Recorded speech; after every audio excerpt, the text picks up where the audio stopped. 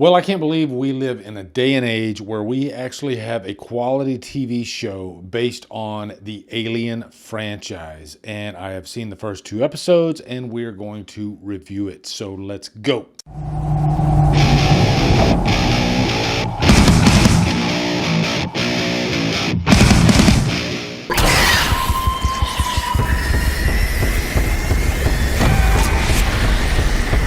What's up, guys? Welcome to a brand new 2025 TV review. I don't review TV shows that often, almost never, but I will make an exception for Alien because Alien happens to be my second favorite franchise behind Halloween. I love this franchise so much. We just had freaking Alien Romulus, what was that, last year? And it was amazing. I got to freaking ask Fede Alvarez some questions over a freaking stream. It was insane. So yeah, it was a whirlwind, and I loved Alien Romulus. I thought it was amazing. And then they announced this TV show, Alien Earth, and I'm like, what, already? And I was pretty skeptical just based on TV, even though I know, in this day and age, we have phenomenal TV. It's not like back, when I was growing up in the 80s and, 90s with I had Incredible Hulk TV show. I had Buffy the Vampire Slayer in the 90s. Yeah, and those are fun. Those are nostalgic.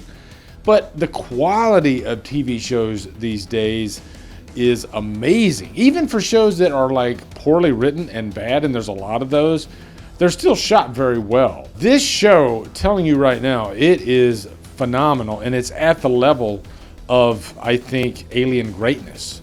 And I was quite shocked by how well written this show was, but also by how great of an idea it is to create a TV show if you have enough material to work off of. And boy, do they in this universe. I mean, because this is space, and you have different freaking colonies and different kinds of people, and you have androids and synthetics, and they play with all that stuff. And you're going to be introduced to some new ideas in this show that aren't offensive or anything as far as the alien lore. No, it's still all within the alien lore, but there's some really cool ideas in this show, but it's still very grounded, and you still see xenomorph action, and you see a lot of the characters, the stuff that we see in the Alien franchise. And I was just eating this up. And before we dig deep into these first 2 episodes, I gotta say too, as a metal fan,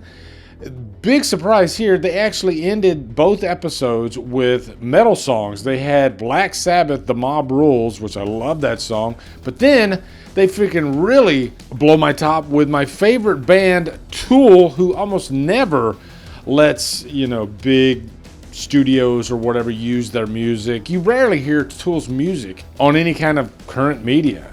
They just don't like letting people use their music. But sure enough, Tool's Stinkfist was at the end of episode 2. Insane.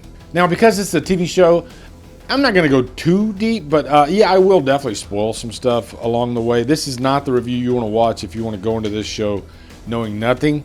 And that's how I would do it. If you're a fan of this franchise, you don't want to watch this review, okay? Or if you've watched this far, I'll tell you right now, it's phenomenal. You're going to love it if you're an Alien fan. So I bid you adieu, unless you just don't care and you want to watch anyway. My dog is freaking out. What are you doing, Levi?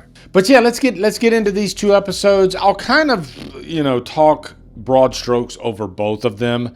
And I think going forward, there's only going to be 1 episode each week, and I will be doing or trying to do reviews. It seems like there's either not enough to talk about on YouTube or too much to talk about, because we got freaking Sweet Revenge, new Friday the 13th material that everybody's doing freaking live streams on right now as I'm recording this. We got freaking Alien Earth. I got a review for Witchboard that I still have to edit and get out. There's always too much at one time. Drives me freaking insane. So you got a lot of stuff coming over the next few days. But just to give you a quick plot synopsis on the overall idea of this show, it takes place 2 years before the events of the first Alien movie from 1979. So when these events are happening, I believe Ripley is in hypersleep. Will we see Ripley at the end of this season? Does this season span over 2 years? Who knows? It would be cool. We shall see. But if this show's a big hit, then they're probably going to do more than 1 season. So if I had to guess, I'd say at the end of this season, you're not going to see Ripley. But yeah. But if you really want to get right down to nuts and bolts of what this show's about, it's like a battle of, billion-dollar corporations, trillion-dollar corporations. The main company in this is the Prodigy. It's called the Prodigy. But there's also Weyland-Yutani, who does have a major presence in here. And as a matter of fact, Weyland-Yutani, especially Yutani, is having kind of a power struggle with the Prodigy. The leader of the Prodigy is this young guy by the name of Boy Cavalier. And you're definitely going to draw like Peter Pan comparisons to this show, just based on that character. A character that is way too young to appreciate the wealth and responsibility that he has been given, and you will definitely see that in spades in this show, especially when you're dealing with something as dangerous as not only the xenomorphs and the parasites and all that, but also the synthetic organisms. There's a power struggle for all of it in this show. The great Timothy Olyphant plays this character Kirsch, who happens to be a scientist. He is a synthetic, and his job is to watch over the main character of the show, Wendy. Wendy was this cancer patient, this child who was dying, and so she, as part of this experiment, or I guess the beginnings of this technology, she's going to be a hybrid, a part human, part synthetic. Her brother CJ is played by Alex Lawther. Definitely check out the show. I believe it's called The End of the Fucking World or something like that. That's the actual title of the show. He's the main character of that show. But he's great in this. I think he's perfectly cast for this show. But these two characters are separated pretty much throughout both episodes. And then by the end of the second episode, they come together. He doesn't realize that that's his sister because she's in a different body. So can you already see there's a lot going on in this show? I haven't even scratched the surface with all the other stuff that I haven't even talked about yet. So let's back up and talk about the actual world here. This opens up and it looks exactly like the first movie. It's beautiful. The set design here is absolutely gorgeous. I would probably appreciate it more if they didn't just do this in Alien Romulus, which starts out the same way. That's not a con. I still love it. I love that, you could tell the budget was heavily spent on the production of this. It looks glorious, and it's half the reason why you love diving into this world in the first place. You buy it. It feels otherworldly. It doesn't feel like, funny enough, you're on Earth, even though the show does take place on Earth. But, I just appreciate that. Maybe that's one reason why I do love good sci-fi, because it just transports me, takes me into a different world, and that's what this does. But there's a ship at the beginning of this, and this crew, very similar to the crew in the first movie. One of the pivotal characters in that crew is a synthetic. He is a cyborg from a different corporation called Marorrow. This character might be one of the most interesting characters of the entire show so far. I was glued every time he was on screen. As most of us know that in the Alien universe, you never can trust a synthetic. Even if they're good, if they're bad, take Bishop, take Ash, you never know what you're dealing with. And the same thing here.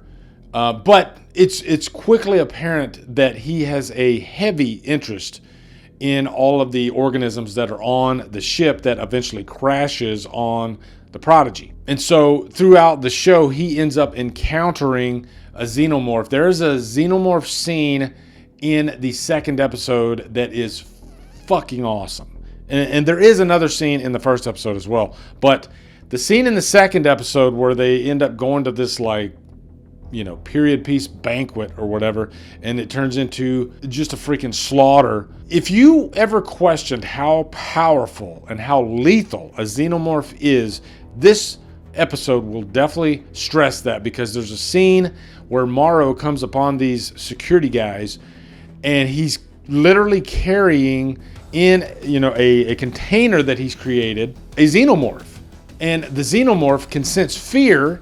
And so, of course, he breaks out. And so the camera is dead on to Marorrow, and behind him, you just see how quickly the xenomorph handles 3 security guards, completely obliterates them in seconds.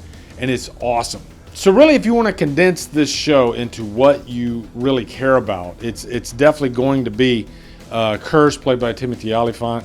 Wendy and CJ and Marorrow. Right now, those are the characters that I love to death. But I got a feeling there's going to be a lot more presented. And already we're seeing some unique creatures that we've never seen before. Like this freaky eyeball octopus creature that infects this cat. There's these, like, what I call, I guess, xenoslugs.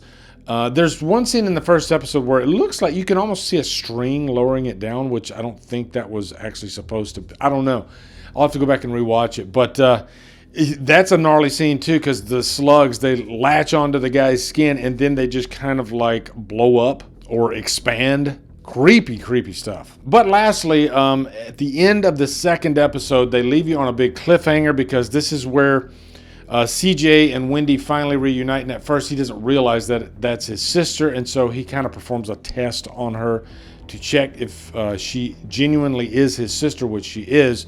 And then, of course, they're attacked by a xenomorph, and they happen to be in a freaking egg farm. Kirsch had them go, and we don't know if Kirsch's intentions are evil or bad, or if he's actually trying to protect them. I'm thinking evil.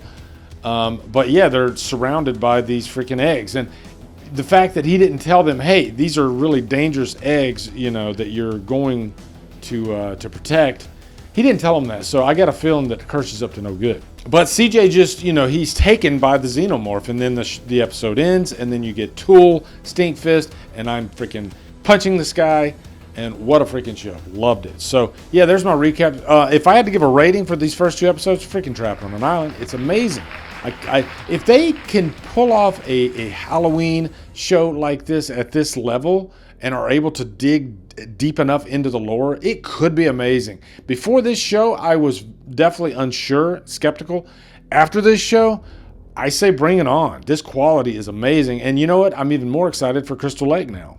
So some great horror coming our way. So, have you watched the first two episodes of Alien Earth? I need to hear your opinions in the comments. Let me know. Also, be sure to come over to Killer Flicks, where we talk horror all day and every day, and on Fridays we do Few Fridays. Follow me Drumdums on my socials. Support me on Patreon. Become a channel member. Buy me a coffee. Anyway, guys, thank you so much for watching. Have a good day, and Drumdum out.